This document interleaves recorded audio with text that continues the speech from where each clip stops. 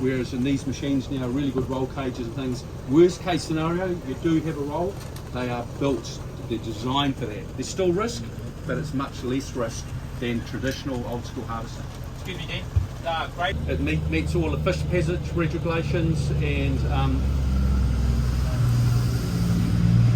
the alternative is a bridge, but you start talking to bridges.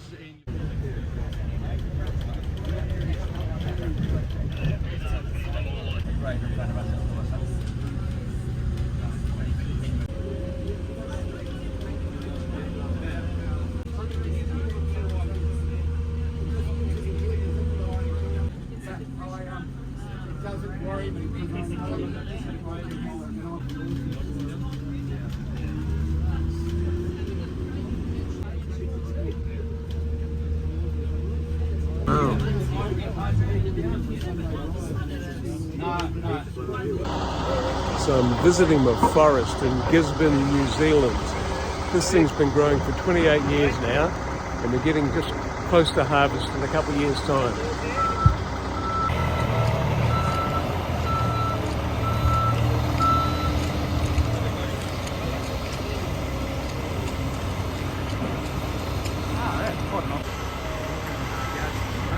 Oh, right. That's what it's...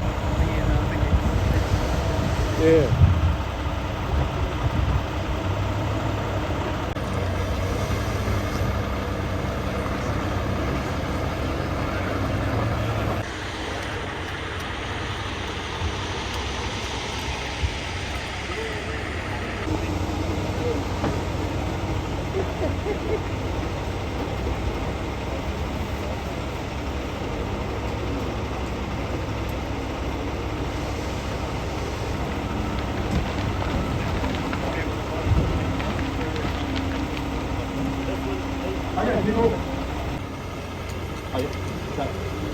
Well, so welcome to Karaka Forest. This is Blake's business, and Blake, you can talk about your business a bit. But I guess a quick overview is, I've said some of this to our bus already, but I'll just quickly repeat it. Is that what we're looking at here is a really highly mechanised operation, and the reason for that is, over time, or traditionally, logging crews were a bulldozer with a winch on the back or a skidder, and we're dragging logs out across the hill face, and people on chainsaws on a skid site like this, and the person with a tape and measuring and marking up the lengths of logs and cutting them up and loading them out on trucks. And it is one of the highest risk industries in the country, and our health and safety checks haven't been great in New Zealand. And so there has been a huge shift in New Zealand to go towards mechanisation. But anyway, we've gone from this transition of chainsaws to a mechanised processor. So in the background, behind, we've got two log loaders here loading the truck. Behind that we've got a processor. Some of you can see, some can't, but that's measuring and cutting, optimising the values of logs. Georgia can talk about that a little bit more. In the background we've got a skidder bringing logs in, and from the boat. It's no ordinary traditional skidder, it's a 6. Every one of these trees has been cut down by a felling machine.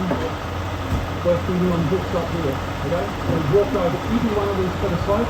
So we're doing a private self-leveling felling machine, fully protected by a curb, and you'd liken it to the design of these machines. You'd crash a car, a minor accident, and you could easily be seriously hurt or killed. Whereas you watch a Formula 1 race car and they'll roll forward down the track and you think, oh my god, they must be dead, and they get out of their cocoon sort of thing and they're safe. It's really highly monitored, that he's working with his safe working limits of the road, and all that he's doing is assisting him. So we're finding we're getting a much less environmental footprint on the ground, less rushing, less compaction. Okay, so now I've got 6 or 7 people sitting in an air-conditioned cab, and much safer, taken away from a lot of those risks. And we're working on, or Blake's working on some ideas at the moment where we think we can do some of these operations even safer with a slightly different modification to this crew, and probably pick the production up to that 750 tonne rate and start in 2023. Right, so it's sort of relevant to Coast for 10 years now.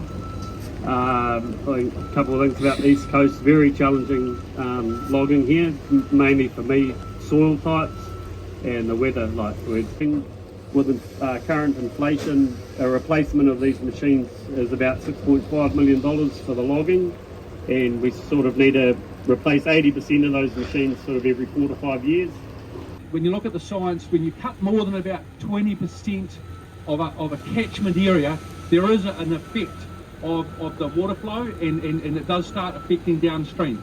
Then you start getting into the bigger clear falls, and it can have a major effect. So, like some of you will be aware of the Karaka Bay event, large amounts of slash, and we've got that ended up into the waterways and down into the Karaka Bay beaches. And primarily, a lot of people don't really understand what happened there, but primarily it's because we're on geologically young soils. As you drove in here, you might have noticed some slips and little landslides. And when you look at these hillsides, even though we've done a very good job of taking every recoverable bit of volume, anything that's of value has been taken off that slope. There's still wood there. There's trees break, the branches fall off, and there's bits of wood. And so when you get massive landslides on long slopes, they pick up wood, they take them to waterways. And so we've done a lot of work within our company, and we've led in Gisborne on this and worked with the council about doing catchment management, and a lot of sort of rules have come in with the council around only being allowed to harvest a certain amount in each catchment each year and spreading the risk. The question was, what sort of tonnage are we looking at here in that little stand? So these trees here are sitting, what are we, 2 tonnes? They're about 2 tonnes per tree there. Yeah.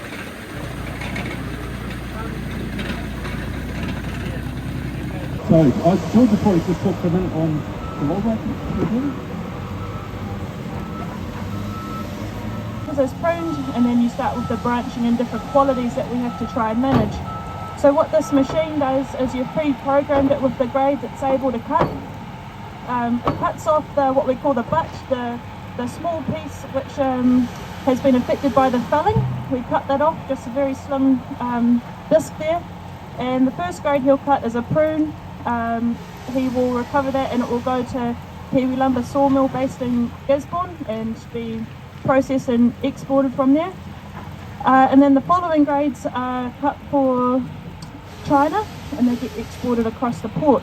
So then you cut your prune grade off. We're cutting up to a 5.5 metre for the domestic market, and then we'll follow through with the second best grade, which is a perfectly straight small branch log A grade. That's the second highest value log, through to a very uniform, tidy, straight log again, but a smaller diameter. That's your K grade, and we go through to your lesser value logs, which have different defects, sweat logs, larger branching, and things such as the KI or pulp and paper grades.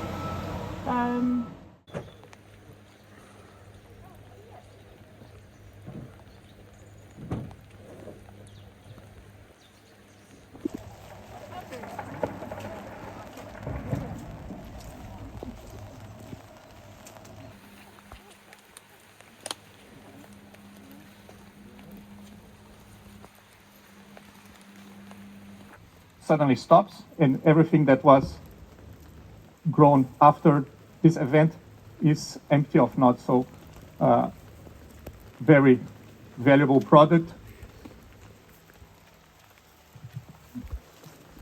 These trees were thinned around age 9 to about 340 stems per hectare to give a lot of space for those trees. So if you look up, you still can see there are some light coming through the forest, and as forest manager we do work with light. The more light a tree gets, the more it will grow, and pines do like light a lot.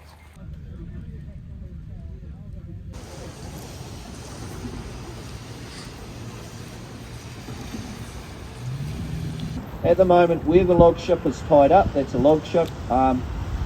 Cranes are not running right now, which means that, it's port company's burning money probably, or our ship loading guys, they want to be loading.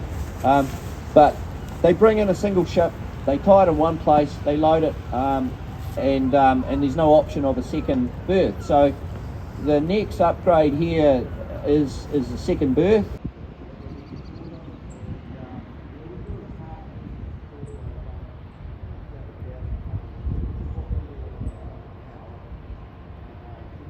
Forestry business. How are we going to do this? You know, a lot of it is that we fight the other guys as much as we can, but you know, it turns out that doesn't work that well. So we're starting to think maybe it's my own money and doesn't do.